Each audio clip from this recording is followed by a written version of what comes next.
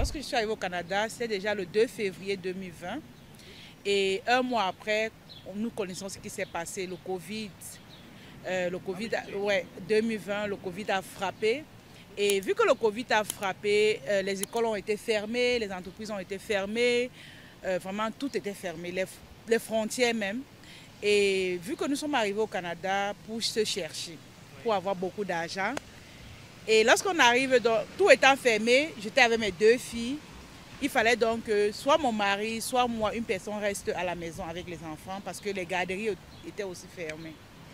C'est donc comme ça que je décide de rester à la maison.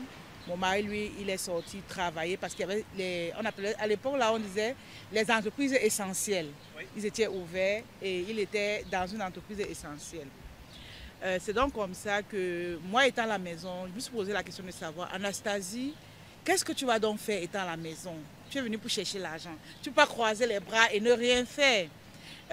La bonne nouvelle également, c'est que dans mon pays d'origine, la période où j'ai commencé à faire mon dossier d'immigration, j'avais comme démissionné de où je travaillais. Déjà pourquoi? Parce que le salaire était très bas. J'avais une licence en marketing. Mais on me payait comme 60 000 francs en tant que responsable marketing dans une entreprise. J'en avais marre, je suis allée de 2 à 3 entreprises, toujours des petits salaires. Je me suis dit, ok, je vais arrêter tout et je vais trouver ce que je peux faire.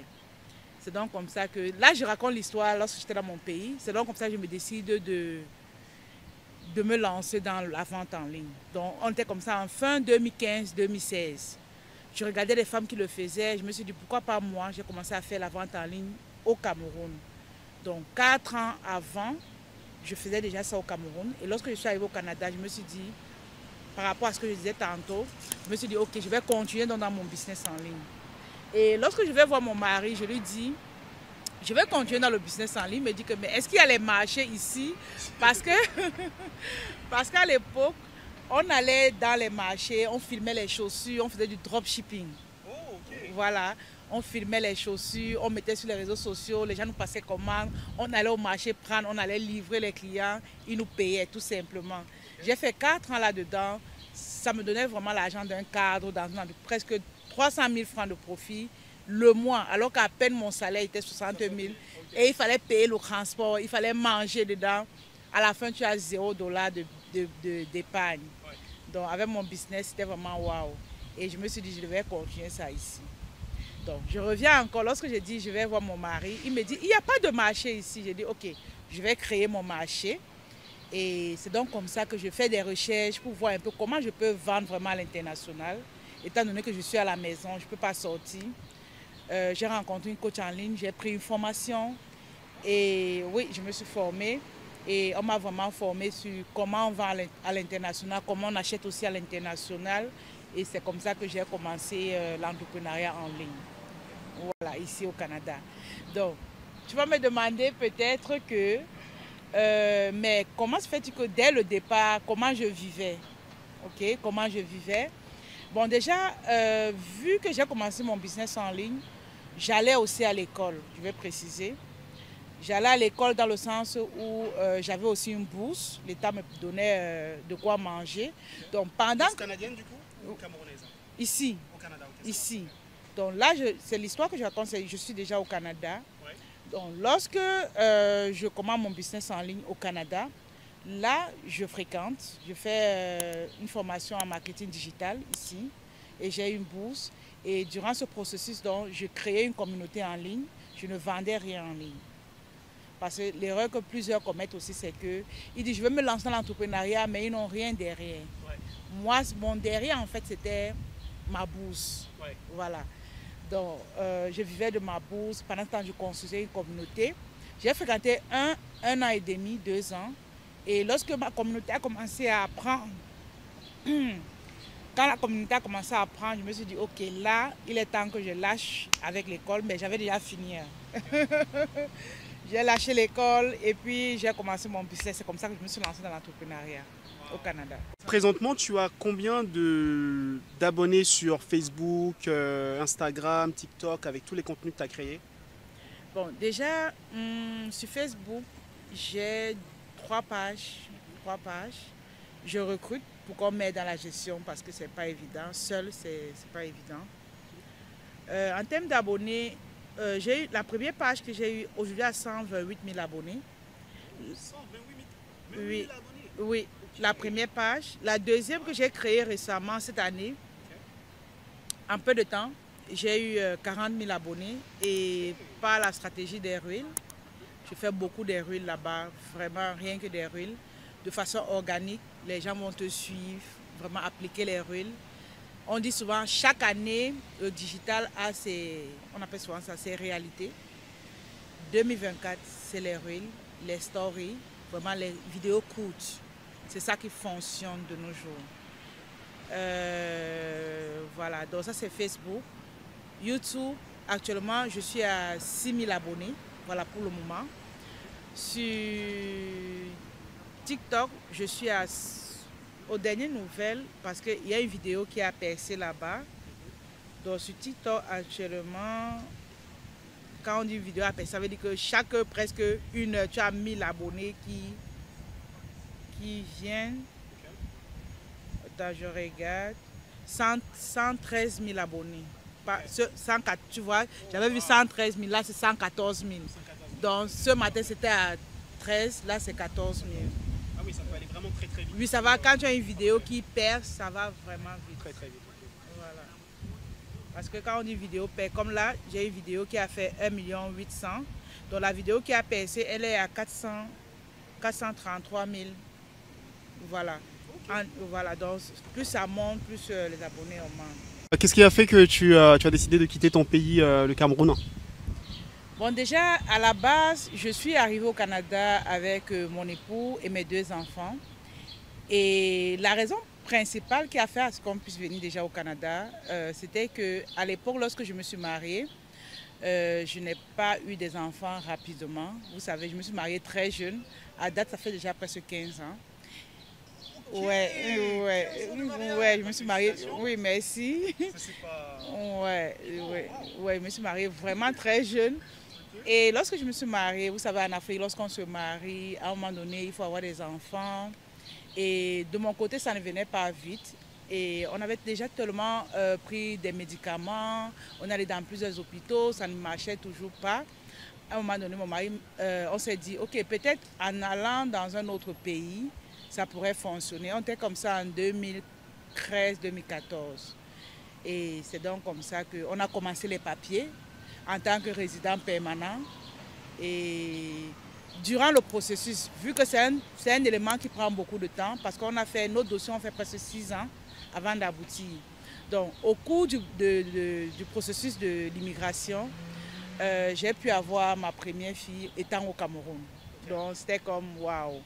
Donc ça fait qu'on a commencé les dossiers pour venir avoir des enfants au Canada, mais par la grâce de Dieu, depuis le Cameroun, j'ai commencé à faire des enfants. Donc j'ai eu 2 filles au Cameroun et au Canada, j'ai fait mon dernier garçon. Ah bah, félicitations, donc là tu as 3 enfants du coup. Ouais, j'ai 3 enfants aujourd'hui. Alors donc ici, c'est quoi les produits du coup que tu as lancés? C'est quoi les... Parce que je comprends que tu avais plusieurs activités. C'est quoi tes principales activités présentement au Canada? Bon, ici au Canada, mes principales activités, déjà, on a une gamme de produits de beauté, cosmétiques. Ça, c'est une marque qu'on a créée, Danushka. C'est une très belle marque qui redonne vraiment confiance à la femme. Déjà, pourquoi j'ai créé la marque? J'ai créé la marque déjà parce que lorsque j'ai accouché mon 3e garçon, mon 3e bébé, qui est un garçon, j'avais vraiment perdu l'éclat de ma peau. J'avais trop pris de poids aussi. Et mes 2 filles avec lesquelles je suis venue au Canada, elles me disaient, maman, tu n'es plus comme avant, maman, tu n'es plus belle. Les enfants, elles avaient comme, elles avaient 5 ans et 4 ans, voilà. Et ça fait qu'elles m'ont tellement harcelée avec, maman, tu n'es plus belle. Je dis, mais ça c'est quoi? Mais entre-temps, dans mon vision board, vous savez, nous les entrepreneurs, on a un pourquoi. On a un vision board, on a des fiches où on écrit nos objectifs, nos visions. Est-ce que tu peux justement détailler ce que c'est qu'une vision de board pour ceux qui nous regardent?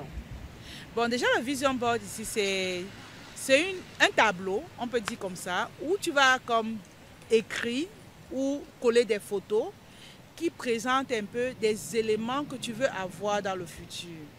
Ça peut être une voiture, tu veux par exemple avoir une Tesla, tu vas prendre la photo d'une Tesla que tu pourras coller sur ton tableau. Tu peux avoir besoin d'un immeuble, tu prends la photo d'un immeuble, tu colles sur... Bref, dépendamment de ce que tu veux avoir, tu colles sur ton tableau. Et on dit souvent que ce que tu visualises, ce que tu vois, tu vas l'obtenir. Si tu passes à l'action, bien sûr. Donc en fait, c'était ça. Et dans mon tableau de bord, je m'étais dit, je vais avoir une entreprise, un laboratoire de cosmétiques. Je m'étais dit cela, mais sans toutefois même, je n'aimais pas la cosmétique. Pas que, donc, ça ne passe. Mais j'avais quand même écrit, je ne sais pas si c'est le Seigneur qui m'a fait écrire là, mais ce n'était pas dans mes intentions, j'avais simplement écrit. Mais lorsque mes deux filles ne cessaient de me dire, maman, tu n'es plus belle, maman, tu n'es plus belle, je me suis dit, ah, peut-être l'histoire que j'avais écrite une fois là, peut-être c'est ce que le Seigneur est en train de me dire, que c'est le moment. Tu vois un peu? Ouais, le moment de lancer. Et tout ce qu'on écrit, je t'assure, à un moment donné, ça se réalise en fait. Voilà. Et c'est donc comme ça que j'ai dit, ok, je vais tester les produits. J'ai appelé les laboratoires, on m'a donné des produits, j'ai testé. Et vu que ça allait avec ma peau, et je me suis dit, il y a des femmes comme moi qui, après leur accouchement, elles ont perdu leur éclat, leur beauté. Elles aimeraient avoir également ce retour que j'ai aujourd'hui. C'est comme ça que je lance la marque d'Anouchka. Et au départ, même la marque s'appelait NK Cosmétiques. Mais j'ai changé le nom pour honorer mes filles. Parce que leur prénom, c'est Darine et Anouchka. Et aujourd'hui, le nom de la marque est Danouchka tout simplement. Je suis très contente. Et elles sont très contentes parce qu'elles utilisent aussi ces produits-là. Donc, en fait, c'est ça. C'est un beau nom de marque d'Anouchka. Merci. Donc, en fait, c'est ça. On a ce produit-là. À côté, on a une entreprise de consultation marketing. Comme je vous ai dit tantôt, je fais le marketing il y a 10 ans. Donc, ça fait que je l'ai fait à l'école, je l'ai fait sur le terrain. Je me suis formée chez des coachs en ligne, à l'école même, que ce soit en Afrique, que ce soit au Canada. J'ai fait le marketing. Donc, ça fait que nous avons un cabinet de consultation marketing. On accompagne les entrepreneurs à vraiment avoir plus de visibilité dans leur entreprise, comment avoir des clients. Et ça, c'est un de nos combats. L'autre combat qui est vraiment très ardent pour moi également, c'est que la femme africaine, lorsque nous quittons de l'Afrique pour venir en Occident, tout ce qu'on a en tête, c'est qu'on vient travailler pour quelqu'un, on vient faire un boulot. Et moi, ma mission vraiment en ligne, au quotidien, c'est d'interpeller ces femmes-là et leur dire qu'il y a plusieurs moyens de gagner de l'argent. Ce n'est pas seulement en allant travailler pour des personnes qu'on sera riche. Déjà que le salaire ne rend pas riche. Donc moi, je leur fais savoir que depuis ta maison, puisque moi-même j'ai commencé à la maison, tu peux gagner de l'argent. Donc je ne cesse de leur dire ça au quotidien. Et même pour celles qui m'écoutent, sachez à un moment donné qu'il y a ce qu'on appelle le business model. Le business model ici, c'est comment gagner de l'argent. La finalité, c'est l'argent. Maintenant, il y a des business qui ne te donneront pas assez d'argent. Il y a des business qui te donneront beaucoup d'argent. Donc, je viens dire ici à une femme que si tu es en Occident et que tu as des petits-enfants, sache que tu as la possibilité de gagner ce que tu peux gagner de l'argent étant à la maison. Comme lorsque si tu sors travailler pour quelqu'un, tu peux gagner le même argent. Mais l'idéal, c'est quoi? C'est d'être à la maison et tu gagnes l'argent, tu gagnes ta famille. Ouais. Et pourquoi justement tu aimes tant le fait d'entreprendre et pas forcément d'être salarié? Parce que tu peux aussi gagner de l'argent en travaillant pour quelqu'un. Pourquoi justement être entrepreneur finalement? Bon, déjà, c'est une belle question. Mon combat ici, comme tu as compris tout à l'heure, j'ai dit quand tu as des petits-enfants. Des petits-enfants, c'est-à-dire tu es grand-mère ou est-ce que c'est-à-dire tu as des enfants qui sont en bas âge? À moins de 10 ans, ils ont besoin de notre assistance. Ils ont besoin beaucoup plus de la présence de leur maman auprès d'elle. Et ça fait que, pour moi, surtout ici en Occident, on court beaucoup. On court beaucoup. Et moi, je dis souvent, laissez l'homme courir beaucoup. Comment est-ce que toi, tu arrives aujourd'hui à te procurer dans des produits cosmétiques et à vendre au Canada? Premièrement, déjà, lorsque je me suis lancée, je ne faisais pas directement dans le stock. Et c'est aussi ça mon combat au quotidien. Et pour dire à une personne que, avec tes compétences, avec ton expertise, tu peux aller générer des fonds pour aller créer du stock. Lorsque je commençais, je n'avais pas de stock. j'ai commencé à monétiser mes compétences. Je faisais dans tout ce qui est, puisque j'ai fait le marketing, j'ai accompagné les entrepreneurs en ligne à avoir les clients dans leurs entreprises. Comment avoir la visibilité, c'est ce que je faisais. Quand j'ai commencé à générer des revenus, je me suis dit, waouh, il est temps que je lance une entreprise physique. Voilà, c'est comme ça que j'ai commencé à créer du stock. Donc aujourd'hui, même dans notre entreprise, on accompagne les femmes, pour celles qui n'ont pas assez de capital, de commencer à monétiser ce qu'elles ont. Aujourd'hui, on a des clientes qui ont une expertise dans le mariage. Ça veut dire qu'elles sont à 15 ans, par exemple, comme moi, 10 ans, 5 ans. Mariage, 15 ans de mariage. Oui, elles ont 15 ans, 10 ans. Ça veut dire qu'elles ont compris le mariage. Elles ont compris comment est-ce qu'on fait pour durer dans le mariage. Derrière, il y a des femmes qui ont des difficultés. Elles pleurent chaque jour. Elles ont besoin d'aide. Tu es la solution. Donc, on les accompagne à structurer une entreprise en ligne et se positionner avec de belles offres. Et elles proposent ça à ces femmes-là. Et elles ont des clients. Il y a celles même qui elles savent gérer les finances, la gestion de finances. Elles accompagnent celles qui ne savent pas gérer les finances. Tu vois? Donc, il y a cet aspect-là. Il y a aussi d'autres personnes qui maîtrisent le développement personnel. Elles savent comment est-ce qu'on médite, elles savent comment est-ce qu'on crée des pensées positives, tout ça. Et elles accompagnent d'autres qui sont dans les difficultés. Donc à partir de là, tu peux aller générer des fonds et tu lances des marques. Donc là, tu as donné pas mal d'autres idées de business de ce que j'entends. Et donc l'idée, c'est vraiment d'aller avec ses forces et de commencer à générer d'abord des revenus. Et après, avec les revenus qu'on génère, on va vers d'autres business. Exactement, c'est ça. C'est ce que j'ai fait aussi. Parfait. Merci à toi. Est-ce que tu veux rajouter quelque chose peut-être pour conclure cette interview? Bon, pour conclure ici, je vais dire juste à une personne qui m'écoute aujourd'hui de se lancer dans les affaires. Le salaire, c'est bien, mais à côté, pense à avoir un business à côté. Et business digital, bien sûr. Parce qu'avec le digital, je vais aller regarder mes messages, là, je vais voir, je veux tel produit, je veux tel service. C'est comme ça que ça tourne. C'est vraiment, le cash flow, c'est régulier. Donc, pensez à un business en ligne et dites-vous que vous pouvez réaliser de grandes choses. Pensez à vos amis, pensez à vos familles, pensez à vos enfants et dites-vous que vous deviez réussir pour eux. Okay? Je dis toujours qu'on ne réussit pas pour soi. Parce que si tu veux réussir pour toi, tu auras du mal à te lever de ton lit. Parce que tu vas te dire, ce que j'ai déjà là me suffit. Il faut aller chercher gros pour les autres. Donc, c'est ce que je voulais partager pour mon mot de fin. Et pour tous ceux qui veulent être accompagnés par nous, pour ceux qui veulent qu'on les aide à se lancer dans les affaires, n'hésitez pas à contacter nous. On va vous tenir la main étape à étape pour votre succès. Alors le nom de ta chaîne, tu peux peut-être communiquer?